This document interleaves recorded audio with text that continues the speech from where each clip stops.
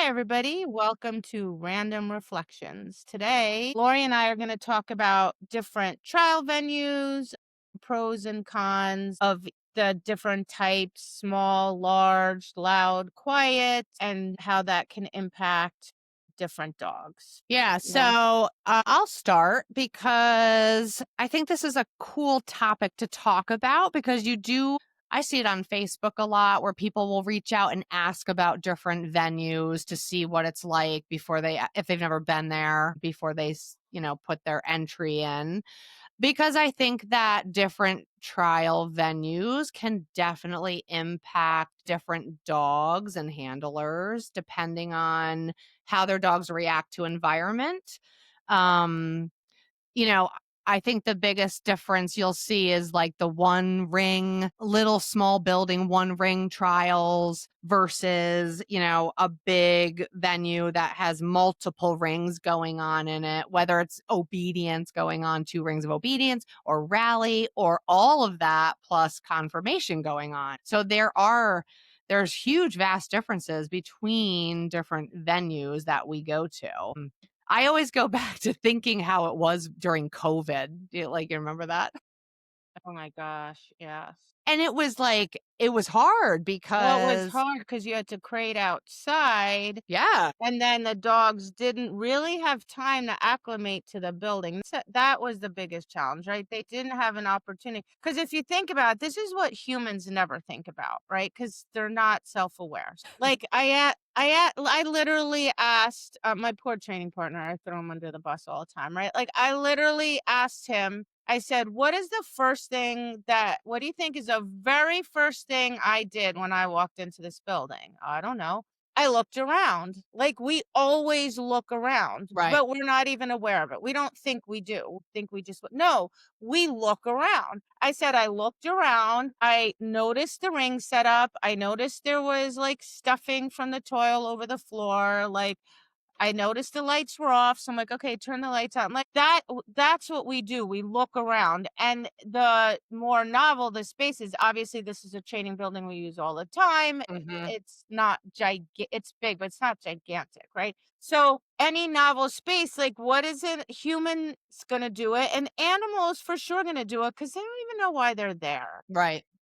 Right. Like, we just drove them somewhere. Okay, they're supposed to know, right? So they need to, like, typically, I always let my dogs acclimate. So I always let them walk in, look around, we walk around, and so on. So that I think was exceptionally challenging because the dogs really didn't get to go in until maybe one dog, the dog before them was in the ring. Right. And then sometimes I don't remember where I was, but we couldn't even walk around the whole building. We were, like, in this, like a cow chute thing, like, on the side where they had, like, put, like, an aisle almost, like, with 2 gates, like, 2 long rows of gates, and we could only warm up in there. Right. So I thought that was really hard for the dogs. Yeah, that made it really challenging. And then you've got, because nobody was ever allowed in the building to watch, then you're like down to Mm. like the judge, the stewards, you, and maybe the other dog warming up in the corner, like masked up and given 2 inches of room to warm up.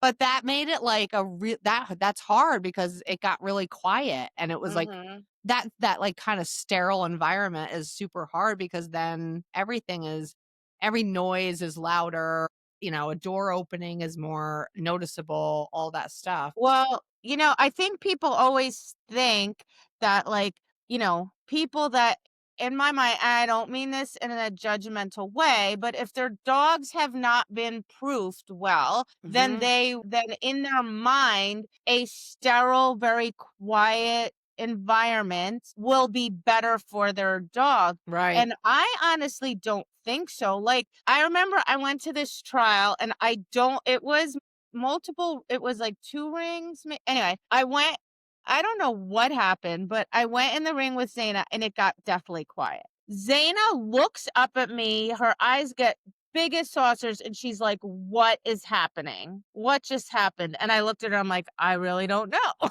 Like, let's just do our work. And she hated that entire run. She Right. was very unhappy because it was really, really quiet. And I think that kind of creeps them out. Like it Well, makes if you them, think about it, like if you're in a room, think about that. Like you're in a room and everybody just goes absolutely quiet. yeah, You right? Like I like tense up and I'm like, "Wait." Like it's what is that happening? exact yeah, exactly. It's like, "Wait, what?" And then like everyone's listening, like, "What's going on?" Everybody's like Yeah. breathing changes. So it totally messes the dogs up. Totally weird. And I find that if there's just regular ambient noise, Yeah. you know, what a regular trial noise is, my dogs are much better. I went to this one trial a few months ago, and it was a one ring trial, and it's three walls, right? So it's a smaller building. It's the ring is comprised of three walls and then one side of gates. And so on that, obviously on that side of gates is where the steward's table is, nowhere Mhm. else for it to go. Right. And so it's, you know, because it's one ring, it's a smaller trial, there aren't as many people. But what really both, this is what I found fascinating. My two dogs are polar opposites. Neither one of them liked that ring. Yep. They didn't like it at all. And I was like in the ring looking at them and I'm like, this is so interesting. And I think they just feel pressure, I like they're agree. squished in, I like agree. they're trapped on all four sides. Neither one looked happy. Neither one like worked the way they normally do in terms of like just being relaxed or confident. Like they were both just, I could see it on their faces. They were like, Totally. "Mom, mom." Yep. I'm like, you know. So again, that I remember that so vividly because people, a lot of people go, "Oh, this is the kind of trial I want to bring my dog to because in their mind it will be easier." Right. And that's not, so the point is that is not necessarily true at all. Definitely not true. I mean, I don't know about you. I think like when I walk into a room or a building or someone's house, like I like immediately get the vibe from like the layout and the lighting. Like, do you know what I'm talking Right. about? Yep. Like Mhm. it sounds weird. Like I don't want to be like, yeah, there's like different energies I feel. Like I'm No, not like there is. that, but I do. I feel that. Like I could definitely walk into a space and be like, I don't like it in here. Like I don't like the Mhm. vibe in here. Like for whatever the configuration is. If it's like low ceilings. When I went out to the NOC this year, we went and rented a training building and Ever was like weirdo in this place. And I just remember going, that place, like, I remember feeling like it was weird because the ceiling was so low in there. Mm. And I'm like, Yeah. I think that really affected her. Like that, like caused like indirect pressure almost. I do think it caused fear. I feel like more open buildings that are just more open, like it's exactly like you say, right? Like when I'm in a smaller space or it's really dark or then I just kind of feel like, ugh, Yep. I don't like it. When it's wide open and it's bright and there's plenty of room, and even if it's three rings and it gets busy, I prefer it. Me too. And my dogs prefer it. My Same. dogs, even if they're green and then it's more distraction, and maybe even if they struggle a little bit, it's more an experience struggling. It's not really like an environmental, like they don't like this venue type Right. of a struggle, right? And I think that people, instead of like with your mind thinking, oh, less distraction should be easier, you should read your dog. So, like, if you're with your dog in a space or in a place where it's super quiet, look at your dog. How is your dog? Is your dog, maybe your dog does like it better. There's Right. always going to be an array of dogs, right? Like, and some dogs will, but I bet you there's a lot of people think their dog will, and it really doesn't. Like, you have to read how the dog perceives the space, Right, right? and reacts to it for Like, sure. at Syracuse, this always cracks me up, right? No shade on Syracuse, I love that Me place, I too. go to those trials all the time, nicest people in the planet, great, great, great venue. But at what they never used to do this, and I don't remember when it started, but I remember one time I go up there and I'm like, "It looks really weird here. Why does it look so weird?" And then I realized they had covered Oh, all the gates yeah, in yeah, black blankets or black sheets, whatever, right? So now basically every ring looked like it was not regular ring gates, like barriers, right, right? And so I asked somebody, I'm like, why did they do that? And they're like, oh, well, somebody thought that that would make it easier for the dogs and less distracting. And again, I think it makes it harder because my dogs sit there, they hear stuff going on like behind them, right. right? Or next to them in the next string, but they can't see See it. it, yep, So I see it on their face. They're kind of like, I hear something, but I don't know what it is. What is it? You right, know? right. Versus if they could, if the whatever sheets or whatever's on those ring gates weren't there, they would go, "Oh, it's a dog retrieving. No big, whatever." Like, Right, they can make you sense of know, it. They can make yeah, sense of the noise. that's a Yeah. perfect way to say it. They can make sense of it. Yeah. Yeah. I think that yeah, and, like, the pressure thing, I think, really people don't really even think about that with the configuration of the actual room that they're in or the venue. Like, even when I go to the Big E, which is up in Springfield, Massachusetts, for all the Nor'easters listening out there, like, I actually like it up there only because even though it's super loud, like, there is a noise factor up there for It's not sure. loud. It is Yeah. really loud, but it does create, like it creates to me like a white noise, Mhm. so everything going on just blends. So to me, like once you've been in there for 10 minutes, like to me, I don't even hear it anymore. Like it's just part of it. You just have to be really loud to your dog so they can hear you. And even though there's tons of people up there because breeds going on and there's multiple rings of obedience and rally going on, it's still spacious enough where I don't feel the pressure. You know what I mean? Right. So I think just talking about different venues,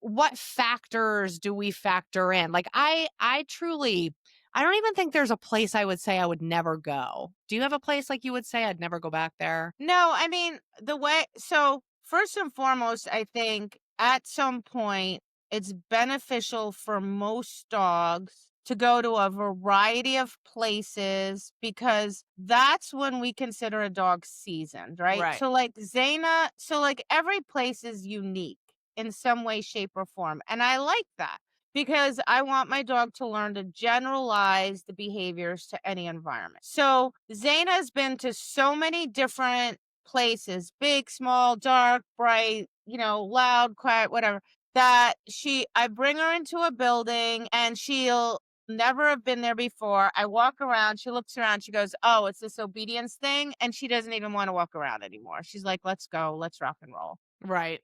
That to me is the result of having taken her to so many different places. And Zest is getting there, but like he has not been to anywhere near as many places as she has. But I no, I typically don't. I mean, I make sure they have air conditioning in the summer because my dogs are black and my Yeah. dogs run hot. Like, Yeah. so if they don't have AC, then my dogs are suffering, and then I'm like, "What am I even doing to these poor animals?" Like, I'm asking you to concentrate, and you're like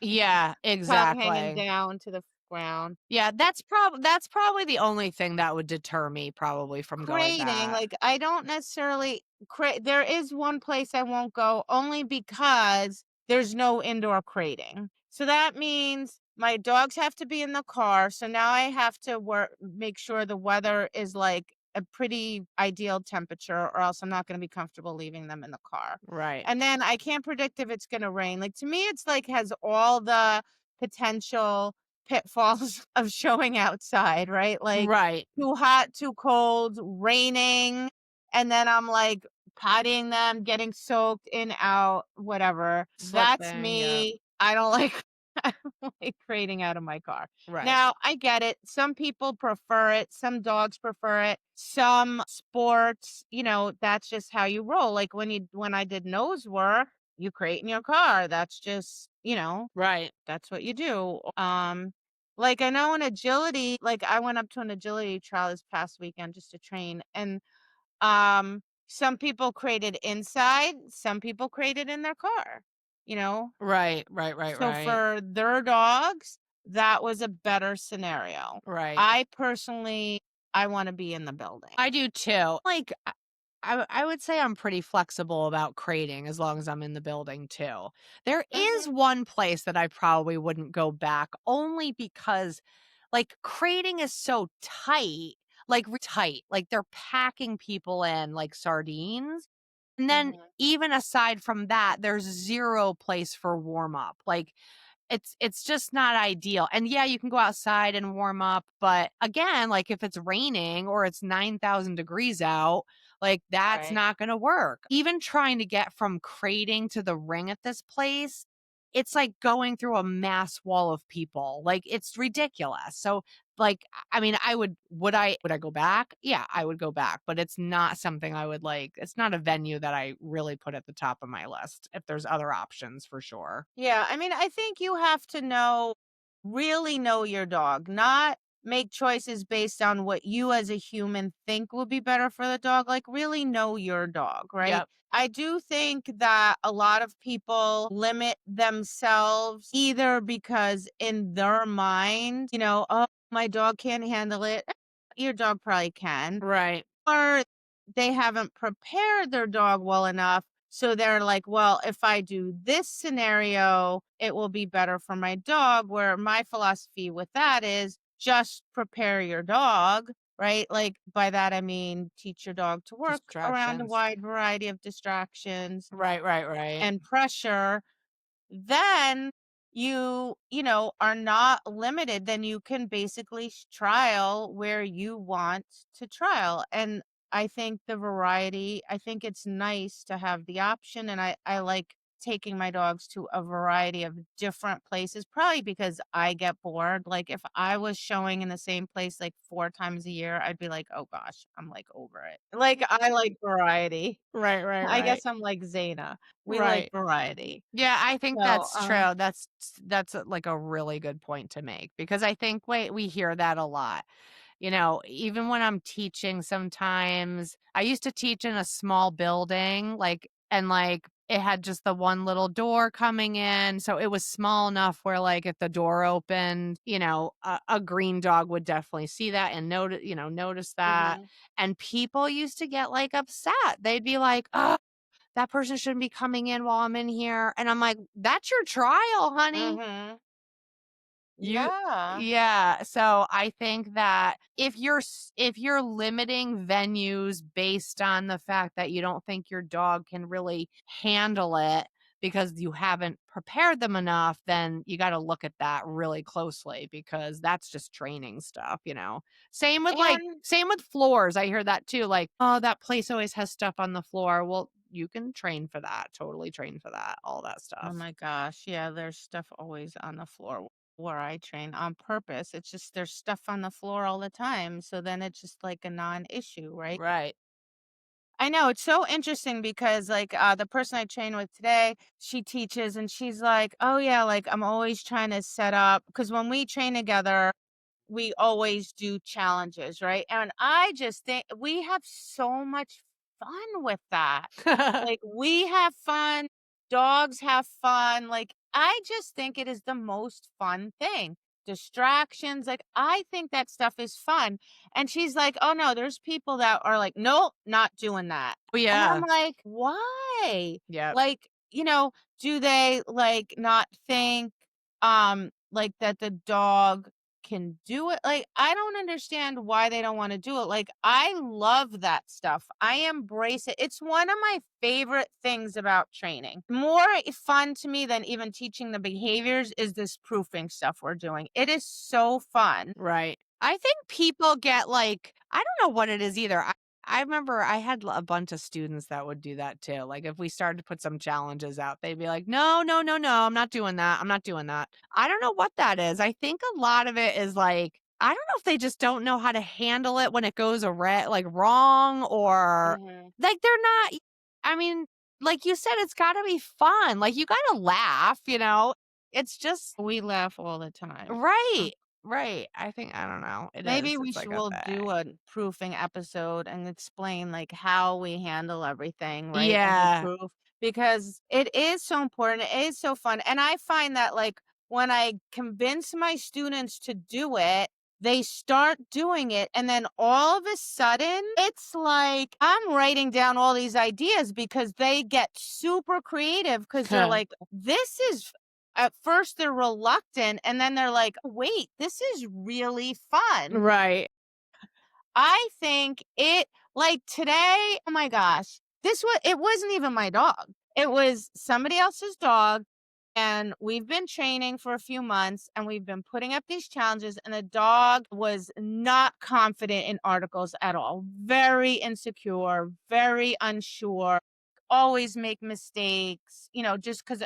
So, like week after week, I'd be like, don't, let the dog figure it out. We're not going to intervene. And today set up this crazy hard challenge, right?